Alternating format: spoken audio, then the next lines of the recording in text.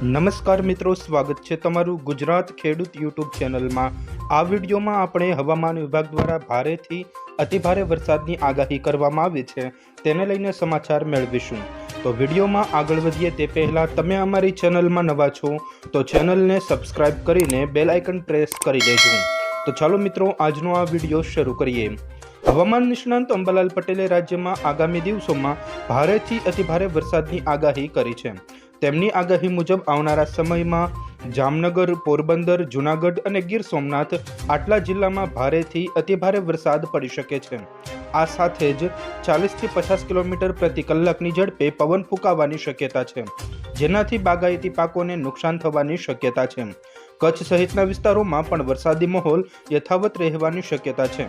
આ ઉપરાંત અંબાલાલ પટેલના જણાવ્યા પ્રમાણે રાજ્યમાં આજે વહેલી સવારથી વરસાદી માહોલ જામ્યો છે। ગુજરાતમાં વિવિધ જિલ્લાઓમાં આજે સવારે 10 વાગ્યા સુધીમાં 7 તાલુકામાં વરસાદ નોંધાયો છે। ખાસ કરીને દ્વારકા, ગીર સોમનાથ, કચ્છ આ જિલ્લામાં ભારે વરસાદી ઝાપટા જોવા મળ્યા છે।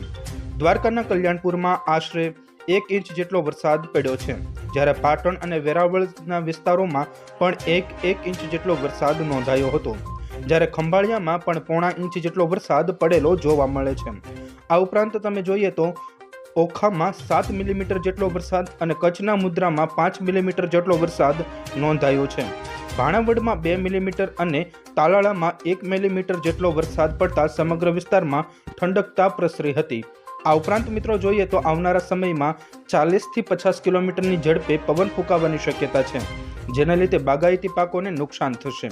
આ ઉપરાંત પ્રી મોન્સૂન એક્ટિવિટી શરૂ થવાની પણ શક્યતા રહેલી છે, જેમાં જામનગર, પશ્ચિમ સૌરાષ્ટ્રના ભાગો, પોરબંદરના ભાગોમાં પ્રી મોન્સૂન એક્ટિવિટીથી વરસાદ પડવાની શક્યતા રહેલી છે। ગાજવીજ સાથે અને કરાની સાથે પણ વરસાદ પડશે તેવી શક્યતાઓ રહેલી છે।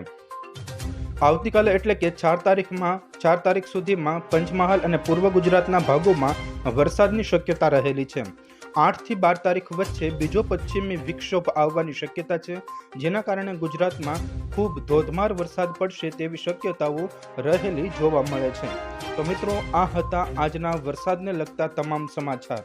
જો મિત્રો તમને અમારો આ વિડીયો પસંદ આવ્યો હોય તો વિડીયોને લાઈક કરો, તમારા મિત્રો સાથે શેર કરો અને અમારી ચેનલને હજુ સુધી સબસ્ક્રાઇબ ન કરી હોય તો ચેનલને સબસ્ક્રાઇબ જરૂર કરી લેજો, જેથી અમારા આવનારા તમામ વિડીયોની માહિતી આપ સુધી સૌપ્રથમ પહોંચી શકે।